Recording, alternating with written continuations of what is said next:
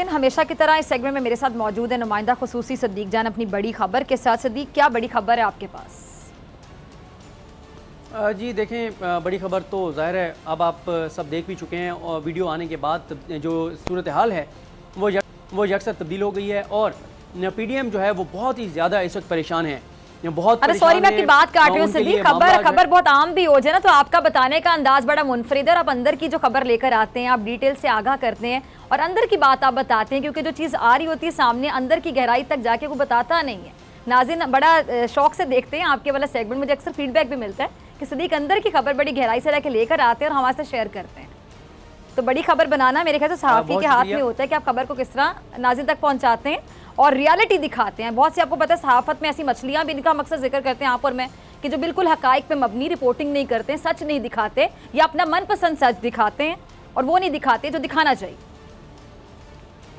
Ji please continue. बहुत शुक्रिया। कोशिश हमारी ये होती है कि कोशिश यही होती है कि शहर इक़्तिदार में जो चल रहा होता है अपने नाज़रीन को आगाह करें, चाहे वो सुप्रीम कोर्ट हो, हाई कोर्ट हो या इलेक्शन कमीशन ऑफ पाकिस्तान हो। देखें, इमरान खान साहब ने जब तरमीम पार्लियामेंट में पेश की या सदारती ऑर्डिनेंस लाए या सुप्रीम कोर्ट में रेफरेंस दायर किया, तीनों जगहों पे उनका ये मौक़िफ़ था कि करप्ट प्रैक्टिसेस होती हैं, खरीदो फरोख्त होती है, लोग खरीदे जाते हैं, लोग बिकते हैं, इन चीज़ों को हम रोकना चाहते हैं। वहाँ पर उन्होंने बताया कि PMLN हो, पीपल्स पार्टी हो, PDM में शामिल दीगर जमातें हों, पार्लियामेंट हो, सेनेट हो, इन तमाम की रिकमेंडेशन मौजूद हैं, तमाम के इसके ऊपर तफज़ात मौजूद हैं कि सेनेट इलेक्शन में खरीदो फरोख्त होती है, इसको रोका जाना चाहिए। लेकिन किसी ने इस हवाले से इक़दाम नहीं किए। सुप्रीम कोर्ट ने उसके बाद एक राय भी दी, लेकिन उस राय के बाद आज इलेक्शन कमीशन ऑफ पाकिस्तान ने कहा कि हमने कमेटी बना दी है, जो कमेटी मुकम्मल नज़र रखे हुए है और हम करप्ट प्रैक्टिसेस को रोकेंगे। लेकिन जैसे ये वीडियो सामने आई है गिलानी साहब के बेटे की, उसने बिल्कुल सूरत हाल को तब्दील कर दिया है। अब अगर कल इस वक्त आप और मैं अगर ये बात कर रहे होंगे, एक लम्हे के लिए हम ये सपोज करते हैं,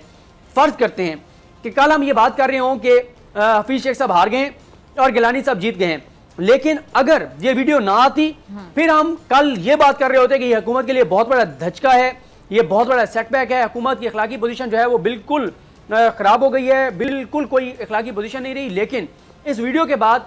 कल अगर जीत भी जाते हैं गिलानी साहब, तो अब ये बात वाज़ेह है कि किसी ने ज़मीर की आवाज़ पर वोट नहीं डाला, बल्कि पैसों से वोट दिया है, पैसे चले हैं, इलेक्शन में करप्ट प्रैक्टिसेस हुई हैं, इलेक्शन कमीशन इन करप्ट प्रैक्टिसेस को रोकने में नाकाम हुआ है और सुप्रीम कोर्ट के जो खदशात थे, सुप्रीम कोर्ट के जो तहफ़्फ़ुज़ात थे वो दुरुस्त साबित हुए हैं। जब सुप्रीम कोर्ट ने यह कहा कि जाने ना जाने गुली ना जाने भाग तो सारा जाने है, सुप्रीम कोर्ट ने कहा था कि सिर्फ इलेक्शन कमीशन को नहीं पता, बाकी पूरे पाकिस्तान को पता है कि करप्ट प्रैक्टिसेस होती हैं, पैसा चलता है। लेकिन इलेक्शन कमीशन ने उस वक्त सुप्रीम कोर्ट को यह कहा था कि जब तक हमारे पास ठोस सबूत ना हो तब तक हम कार्रवाई कैसे कर सकते हैं, हम कार्रवाई नहीं कर सकते। अब जब इतना बड़ा एक सबूत आ गया है तो अब हम देखेंगे कि इलेक्शन कमीशन इस पर कैसे जो है वो इक़दाम करता है। लेकिन एक चीज़ मैं आपको बता दूं, ये मेरा एनालिसिस भी है, सुप्रीम कोर्ट में ये पूरा केस सुनने के बाद मेरी राय भी है और कुछ वकला से बात भी मैंने इसके ऊपर की है। अगर कल मुतनासिब नुमाइंदगी नहीं मिलती, अगर कल एक जिस तरह हम फर्ज कर रहे हैं कि अगर हफीज शेख साहब हार जाते हैं और यूसुफ गिलानी साहब जीत भी जाते हैं,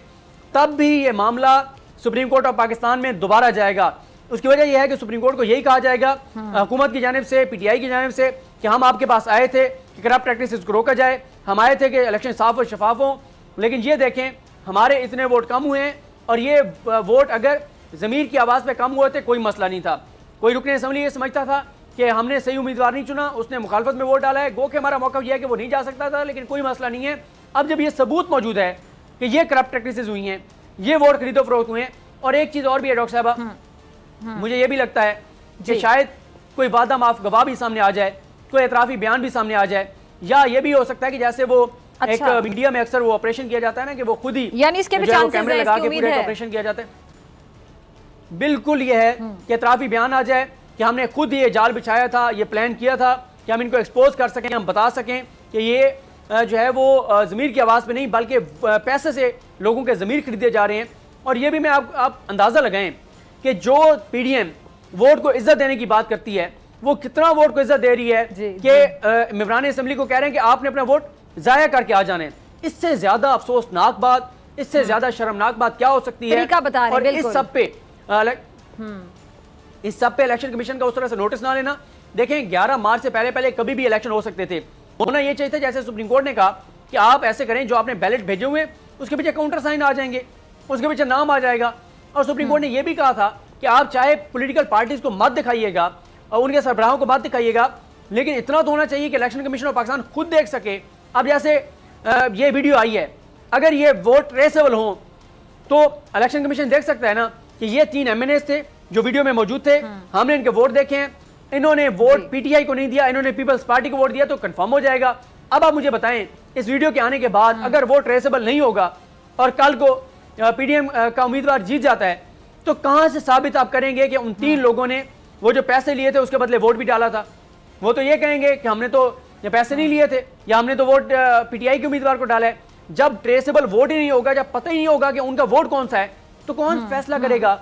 कि उन्होंने वोट किसको डाला है? तो ये एक बड़ी ही अफसोसनाक बात है। देखें, जिस पार्लियामेंट को हम सुप्रीम कहते हैं, जिस ऐवान को हम मुकद्दस कहते हैं, उसमें बैठे हुओं की जिस तरह से बोलियां लग रही हैं, ये बहसीत मुआशरा, बहसीत कौम हमारे लिए कितनी शर्मनाक सूरत हाल है कि हमारे MNAs बिकते हैं, हमारे MPs बिकते हैं, और जिस शर्मनाक अंदाज से बिकते हैं और वीडियोज़ आती हैं, इससे मेरा ख्याल है कि अगर किसी के अंदर भी थोड़ी सी वो जो ख्वाजा आसिफ साहब ने कहा था वो हो,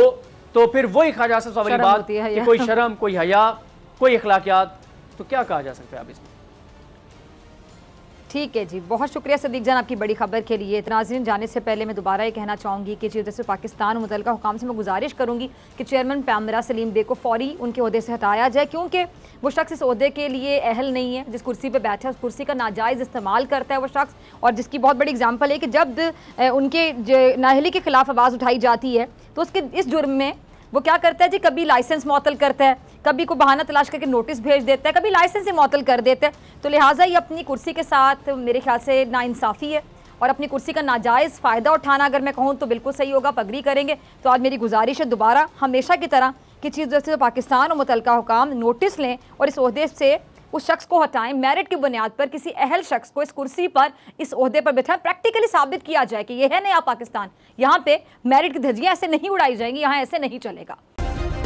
सब्सक्राइब करें और बेल दबाएं ताकि कोई खबर रह न जाए।